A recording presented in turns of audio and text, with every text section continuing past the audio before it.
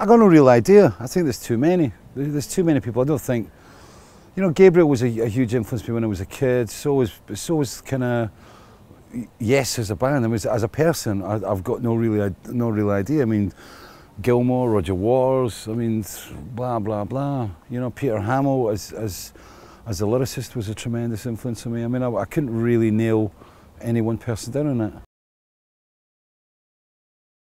I was really lucky because I had tickets to see Yes on the Relayer tour, and I had tickets for the Lamb Lies Down on Broadway tour.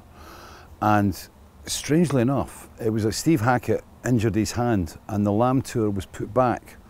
And I actually happened to see Yes on the Sunday night at the Usher Hall in Edinburgh on the Relayer tour, and that was my first ever gig.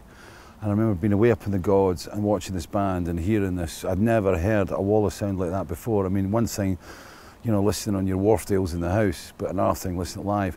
And 2 days later, I saw the Lamb Lies Down on Broadway tour, you know, and it was, I think those two events, you know, twinned, you know, that really just made me go, this is music, this is how it's meant to be made. The passion, the power, everything, the delivery.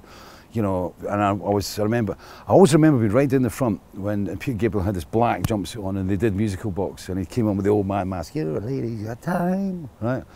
And he did this bit, "Well, why don't you touch me?" And I remember there was a girl in front of me, and he got the zip on the front of his outfit, this kind of lycra thing, and unzipped it, and the girl went, "He's going to do a Jim Morrison," and I didn't even know who Jim Morrison was. I'm going, "Is this some guy from Edinburgh?" Right? And that was a profound moment in my life. Roundabout off the Yes Songs album, I think it was because it was rock. It was like, you know, suddenly that was a kind of clear, you know, full-on rock song, and it's just so exciting. And I'd heard the Yes Songs album before I saw Yes, and when they played it live at the Usher Hall, I was like, wow, brilliant. It's just different. It's made in a different way. It's like, you know, there wasn't the technology available back then. There was, you know, there was a lot of ground to be covered that has been covered now, you know.